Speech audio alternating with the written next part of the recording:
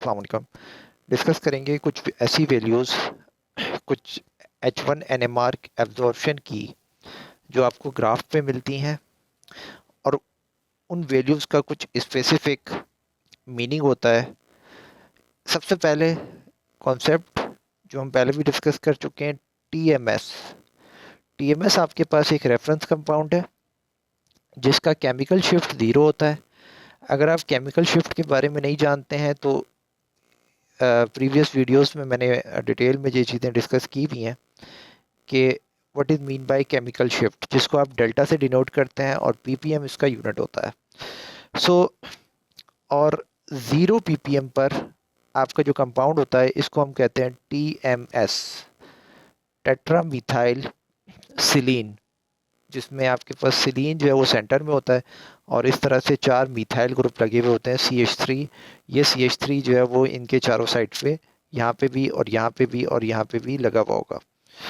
इसको हम as a reference मानते हैं। So first of all TMS 0 ppm पर सबसे हाईली शील्डेड होता है। हाईली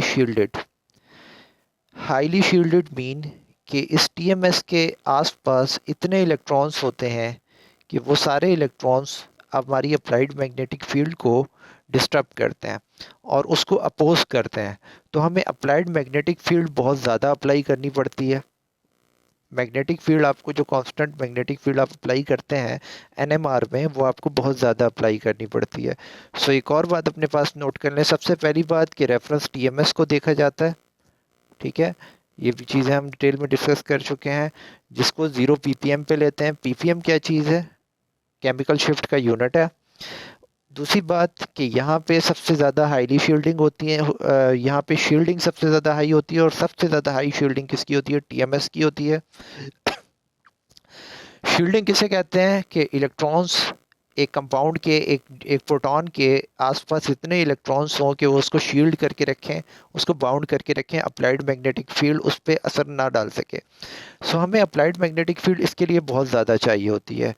अगर आपको ये बात समझ आ गई है तो अब मैं एक और वर्ड यहाँ पे यूज़ कर रहा हूँ कि इस साइड पे, जब आप इस साइड पे जाते हैं ग्राफ में, राइट, सो आपको अप फील्ड जाना पड़ता है, अप फील्ड। और अगर इस साइड पे जाते हैं तो आपको डाउन फील्ड जाना पड़ता है, right. So down field, up field and down field.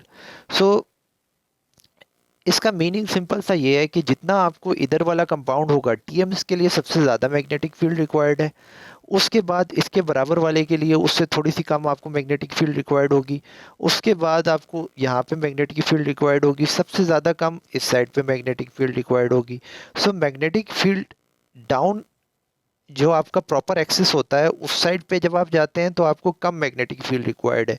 क्यों? जैसे जैसे आप इधर जाते हैं, इधर से आपकी शील्डिंग कम होती जाती है और जिस तरह से आप, जैसे जैसे आप इस साइड पे आते हैं, आपकी शील्डिंग जो है वो इंक्रीज होती जाती है। तो TMS के पास जो नेक्स्ट सबसे पहला जो कंपाउंड आता है वो आता है CH3, राइट। उसके बाद जो हमारे पास कंपाउंड आता है वो आता है CH2। उसके बाद जो आपके पास कंपाउंड आता है वो आता है CH। ये सारे अल्केन ग्रुप्स हैं और अल्केन ग्रुप का कुछ ये सीक्वेंस होता है और इनकी डिफरेंट डिफरेंट केमिकल शिफ्ट की वैल्यूज़ होती हैं। वो एक्चुअल केमिकल शिफ्ट की इनकी वैल्यूज़ क्या होती हैं वो यहाँ पे लिखी हुई हैं। ये देखिएगा, सबसे पहले CH3 की जो वैल्यू है 0.7 से लेकर 1.3 तक है। इसी तरीके से CH2 की जो केमिकल शिफ्ट की वैल्यू है 1.2 से लेकर 1.4 तक है और CH की जो केमिकल शिफ्ट की वैल्यू है वो 1.4 से 1.7 तक है।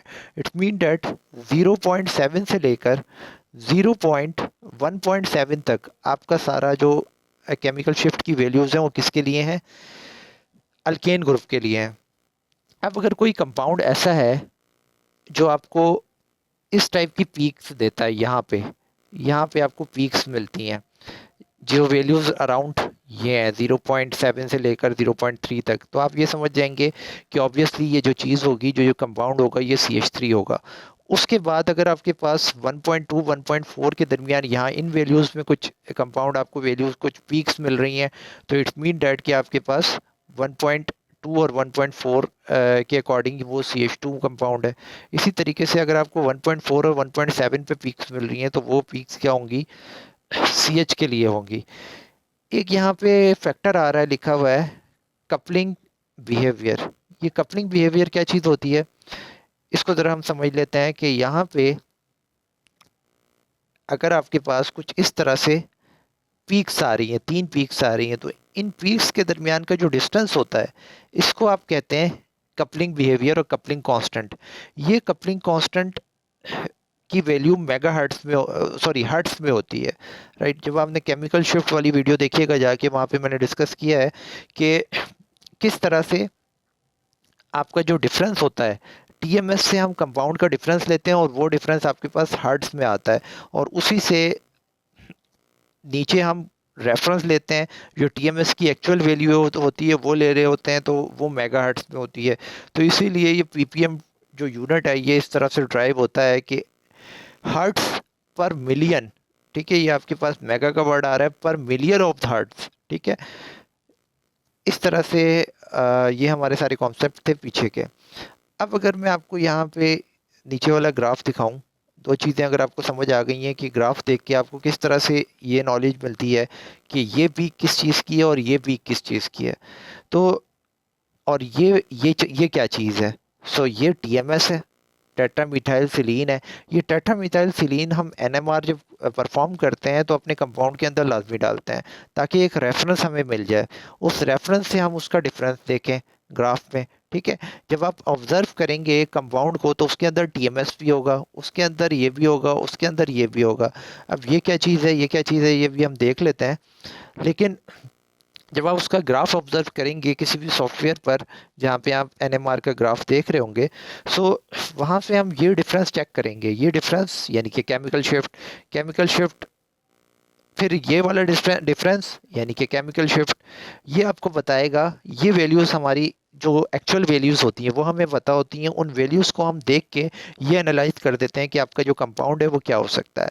लेट्स से कि ये CH3 है, CH3 के साथ CH2 लगा हुआ है, उसके साथ फिर CH2 लगा हुआ है, और इस तरह से ये CH2 की एक चेन चलती जा रही है। 6 लगे हुए हैं यहाँ पे टोटल, ठीक है। मैं यहाँ पे इसको डबल कर देता हूँ कि यानी कि 3 2 6, ठीक है। यहाँ पे एक और पैटर्न से लिखा हुआ है हमारे पास 2, यानी कि एक CH2 लिखा हुआ है, उसके बाहर 6 लिखा हुआ है। इट मीन डेट कि यहाँ पे बीच में 6 आपके पास CH2 मौजूद है। उसके बाद हमारे पास CH3 है, एंड में CH3 लगा हुआ है, ठीक है। अब आपके पास ये जो कंपाउंड है वो कितनी तरह की पीक्स देगा, तो आंसर है ये 2 तरह की पीक्स देगा। एक आपके पास CH3 की पीक होगी जिसको हम A कहेंगे, और एक आपके पास CH2 की पीक होगी जिसको हम B कहेंगे, क्योंकि इस कंपाउंड के अंदर जस्ट एक A किसको कहते हैं और B किसको कहते हैं ये भी हम डिस्कस कर चुके हैं। आई रिपीट अगेन कि A आपके पास वो कंपाउंड होता है जो हाईली शील्डेड के पास होता है, जो हाईली शील्डेड ही होता है। लेकिन ऑब्वियसली TMS जो है वो एक ऐसा कंपाउंड हमने रेफरेंस पे लिया है जो हमारे कंपाउंड्स में से सबसे ज़्यादा हाईली शील्डेड होता है, तो CH3 उसके बाद शील्डिंग दिखाता है। उसके बाद आपके पास B की बारी आती है, ये लेस शील्डेड होता है CH3 से भी, राइट। सो अब हम ये देख लेते हैं, ये जो वैल्यू आपको नज़र आ रही है स्केल पर, कौन सी वैल्यू आपने देखनी है। आपने ये 3.01 नहीं देखना, ये तो पीक हाइट वगैरह लिखी हुई है। ये जो आपके पास 0.5 से लेकर 0.1 है। अब मैं यहाँ से चलूँ 0.5, ये 0 है, ये 0.5 है, तो यहाँ पे कितने डिविजन्स हैं, 1 2 3 4 5 6 7 8 9 10, यानी कि 0 से लेकर 0.5 तक 10 डिविजन्स मौजूद हैं।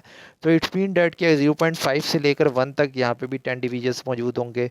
इसमें जो मिड वाला डिवीजन होगा ये क्या होगा, 0.75, यानी कि 0.7 जो है वो इस जगह पे होगा आपके पास, यहाँ मिड में, ठीक है। 0 पॉइंट मिड से थोड़ा सा पहले। अच्छा, ये आ गया आपके पास 1, 0.7 से लेकर 1.2 तक जो कंपाउंड है उसकी पीक आपको यहाँ पे नज़र आ रही है। केमिकल शिफ्ट के अकॉर्डिंग TMS आपको रेफरेंस बताता है, रेफरेंस के अकॉर्डिंग स्केल से आपने यहाँ पे देख लिया कि इस जगह पे आपकी पीक आ रही है। तो ये पीक किस चीज़ की हो सकती है, तो ऑब्वियसली ये CH3 की हो सकती है। ये CH3 जो आपके पास यहाँ पे लगा हुआ है इस जगह पे, जिसकी वैल्यू क्या है 0.7 से लेकर 1.3 तक है। तो अब हम देख लेते हैं कि ये जो वैल्यूज़ आ रही हैं, जो पीक आ रही है, तो ये 0.7 से 1.3 के बीच में आ रही है, तो आंसर है यस कि यहाँ पे मैंने जैसे कि आपको बताया 0.75 होगा ऑब्वियसली, क्योंकि 20 की डिविजन्स है 0 से लेकर 1 तक, और यहाँ पे 1 आ रहा है तो 1 के पास आगे 1.3 आना है, तो उसके बीच में जो पीक आ रही है वो आपके पास किस चीज़ की पीक हो सकती है, CH3 की पीक्स है। अच्छा, दूसरी चीज़ कि यहाँ पे किस चीज़ की पीक आ रही है, CH2 के पास। CH2 के की पीक जो है वो किस जगह पे आएगी, तो CH2 की पीक हम देख लेते हैं किधर आनी है। CH2 की पीक आएगी 1.2 से लेकर 1.4 तक। सो 1.2 से 1.4 तक देखते हैं सेकंड पीक क्या यहीं पे है, ये 1 है, ठीक है। 1 के बाद आपके पास ये 1.5 है, तो यहाँ पे 1.25 होगा, तो ये 1.25 और ये सारा वही एरिया है जो आप देख सकते हैं कि 1 हो गया, 1 के बाद 1.1 हो गया, ये 1.2 हो गया, ये 1.3 हो गया, और ये 1.4 हो गया। तो 1.3 से 1.2 से 1.4 तक जो आपकी पीक है वो किसकी होगी, CH2 की होगी। अब ये पीक के अंदर ये जो आपकी पीक है ये वाली CH3 वाली, इसके अंदर आपको ये कुछ इस तरह से नज़र आ रहा है, 3 पीक्स नज़र आ रही हैं, ठीक है। ये ऐसा क्यों हो रहा है, और CH2 वाले के अंदर आपको कुछ पीक्स नज़र आ रही हैं, और वो पीक्स जो है वो वैसे तो सिंगल ही नज़र आ रही है, लेकिन यहाँ पे कुछ इस तरह के कर्व बने हुए, हैज़र्ड बने हुए, ये एक्चुअल में यहाँ पे पीक स्प्लिटिंग हुई होगी, और यहाँ पे ज़्यादा पीक्स होंगी, और ये आपको 3 पीक्स तो नज़र तो आ रही हैं प्रॉपरली, और ये 3 ही हैं, ठीक है। यहाँ तो आपको 3 नज़र आ रही हैं, 3 पीक्स, लेकिन इधर आपको 4 पीक्स नज़र आनी चाहिए जो कि नहीं नज़र आ रही। वो क्यों नहीं नज़र आ रही, क्योंकि यहाँ पे जो जिनकी फ्रीक्वेंसीज का डिफरेंस जो है वो बहुत कम है। अब ये 3 और 4 पीक्स किस तरह से नज़र आती हैं, इसके लिए आपको समझना पड़ता है N+1 रूल, कि अगर मैं आपसे बात करूं कि ये 3 पीक्स क्यों आ रही हैं, इन 3 पीक्स के लिए डिस्कशन करते हैं। तो ये 3 पीक्स किसकी हैं, CH3 की हैं, ठीक है। CH3 के साथ एक ऐसा सब्स्टिट्यूएंट लगा हुआ है जो CH2 है, जिसके पास 2 हाइड्रोजन्स हैं, ठीक है। तो N+1 रूल हमें ये कहता है कि अगर आप इसकी पीक्स निकालना चाहते हैं तो इसके बराबर वाले ऐसे कंपाउंड को देखें जो इससे मैच नहीं करता, जिसका इस पे इफेक्ट पड़ता है। तो इसका इफेक्ट, इसके ऊपर जो CH3 है इसके ऊपर इफेक्ट किसका पड़ेगा, CH2 का पड़ेगा, इसके बराबर वाले का। इस CH3 का जो कि उस जैसा है, बहुत दूर है, उसका तो इफेक्ट पड़ेगा नहीं, तो इस CH2 का इसके ऊपर इफेक्ट पड़ेगा। और इस CH2 के पास कितने हाइड्रोजन्स हैं, तो आंसर है CH2 के पास 2 हाइड्रोजन्स हैं। तो इसके 2 हाइड्रोजन्स को आप +1 कर देंगे तो आंसर आपके पास 3 आएगा। तो आपको टोटल पीक्स कितनी मिलेंगी, 3 पीक्स मिलेंगी, राइट। सो यहाँ पे आपको 3 पीक्स मिल रही हैं। 3 पीक्स आपको एक तरह से नज़र आ रही हैं, ये अगर आप जूम करके इसको देख लें तो यहाँ पे आपको 3 पीक्स ऑब्जर्व हो रही हैं। ये देखिएगा, ये आपको 3 पीक्स नज़र आ रही हैं। इसी तरीके से इस जगह में यहाँ पे आपको जो पीक्स मिलनी चाहिए, ज़्यादा मिलनी चाहिए 4, और मुझे जो पीक्स नज़र आ रही है यहाँ पे कुछ इस तरह से दिख तो रहा है, लेकिन बहरहाल ये एक्चुअल आपको 4 पीक्स नहीं दिख रही, ठीक है। सो उसका कुछ रीज़न हो सकता है कि अगर आप इसके लिए वर्किंग करें CH2 टू के लिए, तो इसके बराबर में इसके ऊपर इफेक्ट डालने वाला कौन है, CH3 है। CH3 के पास 3 प्रोटॉन्स हैं, उसमें +1 करें तो यहाँ 4 आंसर आना चाहिए, और इसकी पीक्स कितनी होनी चाहिए, 4 होनी चाहिए। सो अब यहाँ पे कुछ डिस्कशन लिखी हुई है, अगर हम इसको देख लें। So as long hydrocarbon chain और a larger rings, all of the CH and CH2 absorb may or overlap in an unresolvable group, ठीक है। Methyl group peak are usually separated from other types of the hydrogens. Methyl group जो होता है उसकी जो peaks होती हैं वो सेपरेट हुई भी होती हैं अदर टाइप्स ऑफ हाइड्रोजन से। तो यहाँ पे सारी जो डिस्कशन नीचे की गई है वो यही डिस्कशन है कि जो मैंने आपको सारी बातें बताई कि ये पीक्स जो है वो किस तरीके से आपको क्लियर नज़र आ रही हैं। अगर आपको पीक्स यहाँ 4 नज़र नहीं आ रही है, इट्स मीन डैट कि जो उनका डिफरेंस है फ्रीक्वेंसी का, वो फ्रीक्वेंसी का डिफरेंस बहुत कम है, उसका जो कपलिंग कांस्टेंट है वो बहुत छोटा है। अगर कपलिंग कांस्टेंट बहुत ज़्यादा कम होगा तो ये पीक्स आपको ये वाली नज़र नहीं आएंगी। अगर कपलिंग कांस्टेंट ज़्यादा होगा, कपलिंग कांस्टेंट क्या चीज़ थी, वो मैंने अभी आपको बताया, पीक से दरमियान का डिस्टेंस। अगर ये डिस्टेंस जो है वो प्रॉपरली मैनेज है, ज़्यादा है, कोई प्रॉपर आपके पास 100 हर्ट्ज पे जो है ये वैल्यू आ रही है इसकी कपलिंग कांस्टेंट की, तो ये पीक आपको सेपरेट नज़र आएंगी। अदरवाइज ये पीक्स आपको सेपरेट नज़र नहीं आएगी। इसी तरीके से अगर हम बात करें कि सी डबल बॉन्ड सी की, यानी कि अल्कीन ग्रुप की, उसकी वैल्यूज़ केमिकल शिफ्ट की क्या होती हैं, 4.5 पे होती हैं से लेकर 6.5 तक। इसी तरीके से अगर कार्बन उसके साथ एक अलग से कनेक्टेड है और इस तरीके से आपके पास डबल बॉन्ड सी है, तो उसकी वैल्यू कहाँ पे होगी, 1.6 से लेकर 2.6 तक होगी। ये वैल्यू लेस कर जाती है इस कार्बन की वजह से। और अगर सिंपल दो कार्बन्स हैं और उसके साथ प्रोटॉन्स लगे हुए हैं, तो उसकी वैल्यू डिफरेंट होगी। यानी कि इट्स मीन डैट कि आपके पास इथीन की वैल्यू डिफरेंट होगी और प्रोपीन की वैल्यू डिफरेंट होगी। ठीक है, प्रोपीन जो है वो थोड़ा सा बैक पे होगा केमिकल शिफ्ट में, और इथीन जो होगा वो केमिकल शिफ्ट में आगे होगा। अब ये सारा क्यों होता है कि ये जो इथीन है आपके पास केमिकल शिफ्ट में ज़्यादा आगे है, और ये जो है ये आपके पास केमिकल शिफ्ट में जो है वो थोड़ा पीछे है, यानी कि इसके इसके पास शील्डिंग ज़्यादा है, इसके पास शील्डिंग कम है। तो आई होप अब आपको ये चीज़ समझ आ रही होगी कि अगर केमिकल शिफ्ट की वैल्यू ज़्यादा है, इट्स मीन के शील्डिंग कम है। ठीक है, और वो स्केल से दूर है, यानी कि ज़ीरो से वो काफ़ी आगे है, इतनी दूर है। अगर शील्डिंग उसके पास ज़्यादा है तो वो नियरर है, यहाँ पे है। सो अब आप के पास जो कपलिंग कांस्टेंट्स की वैल्यू है वो 11 से 18 है। अगर यहाँ पे हम कपलिंग कांस्टेंट की वैल्यू देखें तो सी एच के लिए कपलिंग कांस्टेंट की वैल्यू लिखी हुई है 7 to 8। अगर आपको कपलिंग कांस्टेंट की वैल्यू इसकी पता चल जाए इन तीनों की, तो आप ये चीज़ बता सकते हैं कि इसकी पीक्स नज़र क्यों नहीं आ रही हैं और इसकी पीक्स आपको प्रॉपरली क्यों नज़र आ रही हैं।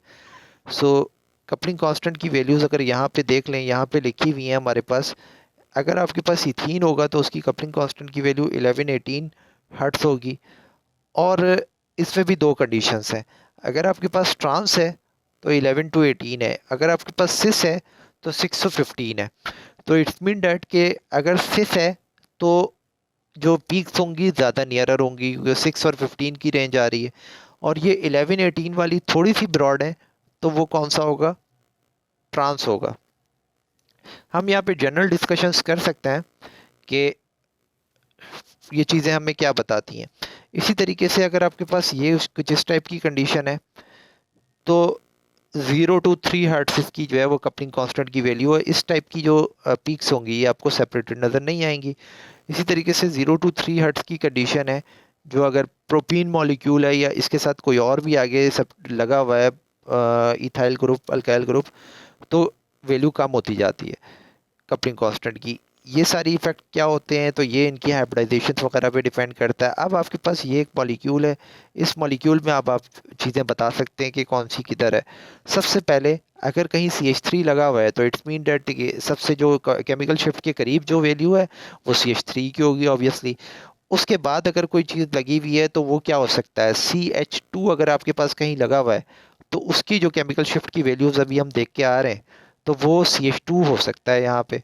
तो ये बी कौन है, बी को चेक कर लेते हैं। तो बी ये CH2 आपको नज़र आ रहा है केमिकल शिफ्ट सेकंड नंबर पे। फिर मैंने आपको बताया कि उसके बाद जो बारी आती है वो आती है अ, आपके पास उसकी जो ये ग्रुप्स लगे हुए हैं, ये देखिएगा, ये वाले जो प्रोटॉन्स होते हैं, जो डबल बॉन्ड के साथ कार्बन है उस कार्बन के साथ भी कार्बन है। ठीक है, यानी कि ऊपर देखिएगा,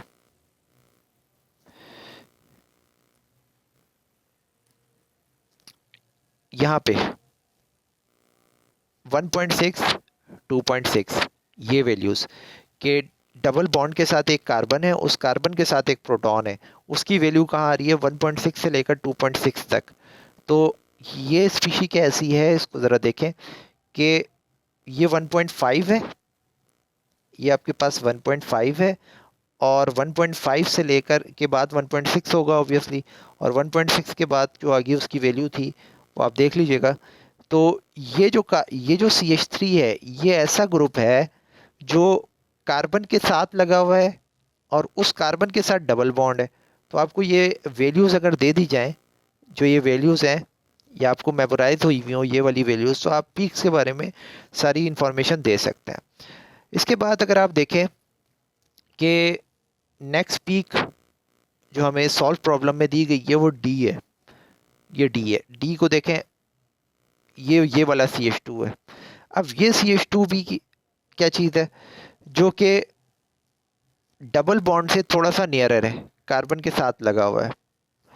इसकी वैल्यू डिफरेंट होगी। वो वैल्यू कैसे पता चलेगी आपको, वो आप यहाँ से बता सकते हैं कि सेम यही केस है कि कार्बन के साथ डबल बॉन्ड है, कार्बन कार्बन के मिड में, और उसके साथ एक CH2 ग्रुप लगा हुआ है। ठीक है, ये एक CH1 ग्रुप लगा हुआ है। एक प्रोटॉन लगा होगा तो उसके लिए वैल्यूज डिफरेंट है। सॉरी, अगर आपके पास उसके साथ 3 प्रोटॉन्स लगे हुए हैं तो उसके लिए वैल्यूज डिफरेंट है, और अगर उसके साथ CH2 ग्रुप लगा हुआ है तो उसके लिए वैल्यूज डिफरेंट है। तो ये यहाँ से जज करें कि जो CH3 है उसकी शील्डिंग sp3 हाइब्रिडाइजेशन की वजह से कम होती, ज़्यादा होती है, ज़्यादा रहती है उसके पास, क्योंकि S का कंट्रीब्यूशन कम होता है। ये सारी चीज़ें मैंने पीछे डिस्कस की हैं। तो अब आपके पास ये जो फिनोमेना आ रहा है, ये जो हाई पीक आपको मिल रही है, ये CH3 की वजह से मिल रही है।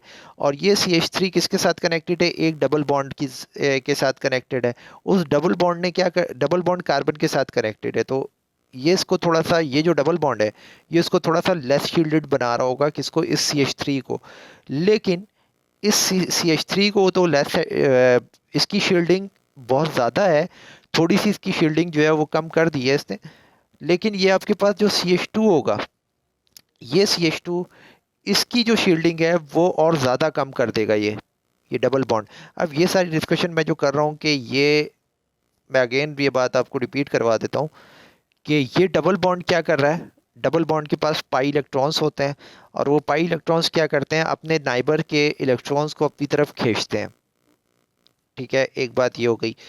अब मैं आपसे कह रहा हूँ कि ये जो CH3 है, इसके इलेक्ट्रॉन्स, इसको, इसके इलेक्ट्रॉन्स जो है ये अपने पास खींचेगा। ठीक है, सी डबल बॉन्ड्स अपनी अपनी तरफ अट्रैक्ट करेगा।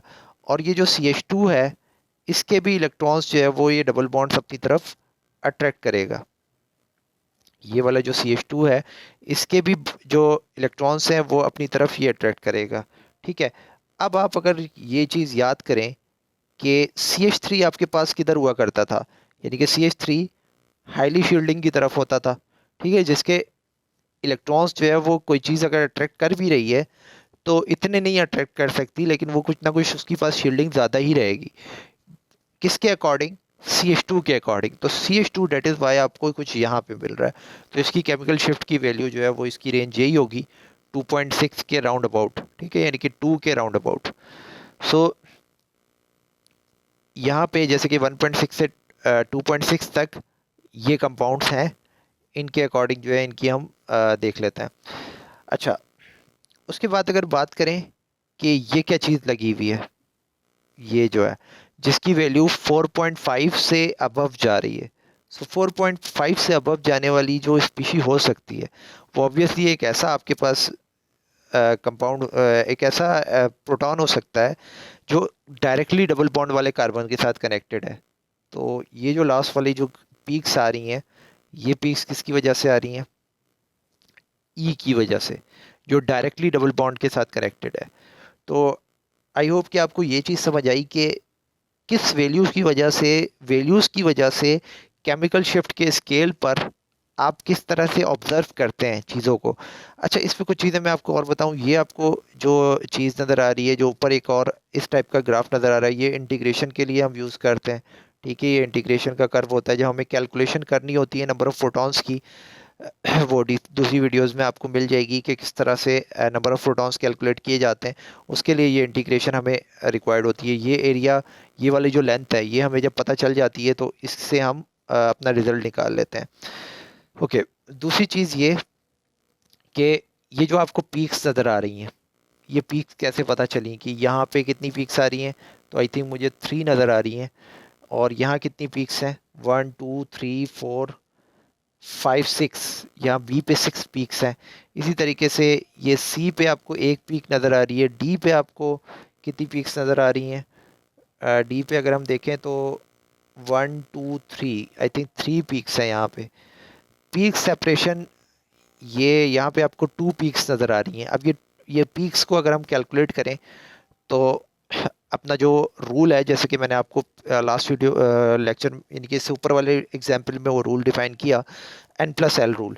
सो सबसे पहले अगर हम ए को देखें, ए आपके पास क्या चीज़ है, CH3 है। इस CH3 के साथ कौन लगा हुआ है, CH3 के साथ CH2 लगा हुआ है, तो ऑब्वियसली इसके ऊपर CH2 का इफेक्ट आएगा। CH2 का जो इसके ऊपर इफेक्ट आएगा, तो CH2 के पास 2 प्रोटॉन्स हैं, इसके साथ +1 कर दें तो आंसर आएगा 3। ठीक है, सो ये 3 जो आंसर आ रहा है, तो यहाँ पे आपको 3 पीक्स नज़र आ रही हैं। अगर हम बी को देखें तो बी क्या है, बी ये है। बी के साथ कौन कौन अटैच है, तो बी के साथ 3 प्रोटॉन्स तो इसके अटैच है, ठीक है, और 2 प्रोटॉन्स इसके अटैच हैं, इसके बराबर वाले के। तो यहाँ आपको पीक्स कितनी नज़र आ रही हैं, 1 2 3 4 5 6। तो टोटल कितने प्रोटॉन्स इसके साथ डिफरेंट टाइप के अटैच हैं, 5 अटैच हैं, उसके साथ +1 कर दें तो आंसर आता है 6। तो that is why these peaks are 6। उसके बाद अगर हम आ जाएं सी पे, सी आपके पास कुछ ये ग्रुप है। इसके साथ अगर आप देखें कि इसके बराबर वाला जो कार्बन है, उस कार्बन के साथ कितने प्रोटॉन अटैच है, तो उसके साथ 0 प्रोटॉन अटैच है। 0 + 1 अगर आप करें तो आंसर आता है क्या, 1। तो ये आपको एक ही पीक नज़र आ रही है सी पे। अगर आप डी को देखें तो डी पे आपको 3 पीक्स नज़र आ रही हैं। ये डी है और इस डी पे आपको 3 पीक्स नज़र आ रही हैं। इस डी के बराबर वाला जो है वो कौन है, CH2 है, और इधर कौन है, C है। एक साइड पे 0 है और एक साइड पे 2 है जो इसके ऊपर इफेक्ट डालने वाला है। तो इसको आप करेंगे 2 + 1, तो आंसर आ जाएगा आपके पास 3। That is why these peaks are 3। अगर आप कुछ और ऑब्जर्व करें, यहाँ पे लास्ट वाले ई को देखें, तो ई की पीक्स अगर आपको निकालनी है तो ई के लिए आपको ये देखना पड़ेगा कि इसके बराबर में कौन है। तो इसके साइड पे आपको जो कार्बन नज़र आ रहा है वो कार्बन डबल बॉन्ड से कनेक्टेड है, और डबल बॉन्ड से कनेक्टेड जो कार्बन है उस कार्बन के पास 0 वो है। तो यहाँ पे आपका N+L रूल काम नहीं कर रहा। तो N+L रूल मोस्टली जो है वो कंपाउंड्स पे काम करता है जो नियरर होते हैं, लेकिन कभी कभी आपका जो N+L रूल है वो कपलिंग कांस्टेंट वगैरह इन चीज़ों की वैल्यू की वजह से ये N+L रूल जो है प्रॉपर्ली वर्किंग करता है। अब आप यहाँ पे कुछ ये देख सकते हैं कि CH2 जो पीक्स दे रहा है वो आपको 2 दे रहा है, और इसके बराबर में जो है डबल बॉन्ड है। तो आई थिंक डबल बॉन्ड वगैरह इन चीज़ का कुछ इसके ऊपर इफेक्ट होता होगा। तो इस तरह के जो रीजंस हैं उनको हम डिस्कस करते हैं कि ये एनोनोमियस बिहेवियर यहाँ पे क्यों आ रहे हैं। सो आई होप आपको ये 2 एग्जाम्पल समझ आई होंगी जो लॉजिकल मैंने आपको चीज़ें बताई। अब आप ये सारी चीज़ें इस पे अप्लाई कर सकते हैं कि एरोमेटिक कंपाउंड्स की ये वैल्यू क्या होती है। अब आप स्केल देखते जाएं, इन वैल्यूज़ को देखें, और आपको जो है वो ये कपलिंग कांस्टेंट के बारे में भी पता चल गया। अब अगर कोई और ग्राफ है तो अब आप इन वैल्यूज़ को देख के ये बता सकते हैं कि यहाँ पे ये पीक किसकी वजह से है, क्योंकि बेंजीन रिंग की वजह से है, और फिर ये किसकी वजह से है, ये डबल बॉन्ड वाला कोई कंपाउंड है तो उसकी वजह से है। ये जो 2.5 से नीचे है वो कौन सी चीज़ लगी हो सकती है, CH3 हो सकता है ऑब्वियसली। तो इस तरह से आप चीज़ों को आइडेंटिफाई कर सकते हैं कि इसके अंदर ए किधर है, एक किसको कह रहे हैं। अब ये यहाँ पे एक और कॉन्सेप्ट आ रहा है कि क्लोरीन लगा हुआ है, क्लोरीन की वजह से ये वाला CH3 जो है वो ए कहलाएगा और ये वाला बी कहलाएगा, क्योंकि इसके साथ एक इलेक्ट्रोनेगेटिव एलिमेंट लगा हुआ है। इलेक्ट्रोनेगेटिव एलिमेंट जब किसी चीज़ के साथ लग जाए तो उसके इलेक्ट्रॉन्स जो है इलेक्ट्रोनेगेटिव एलिमेंट अपनी तरफ खींच लेता है। ठीक है, जब ये इस CH2 के इलेक्ट्रॉन अपनी तरफ ले लेगा तो इसकी पीक आपको डिफरेंट जगह पे नज़र आएगी, और ऑब्वियसली ये 3 CH2 हो गया CH3 से, तो ये लेस शील्डेड की तरफ शो होगा। सो आई होप आपको इतनी सारी डिस्कशन से काफ़ी सारे आइडियाज़ मिले होंगे कि इस टाइप की सिचुएशन को आप किस तरह समझते हैं और किस तरह इसको डील करते हैं। Thanks for watching.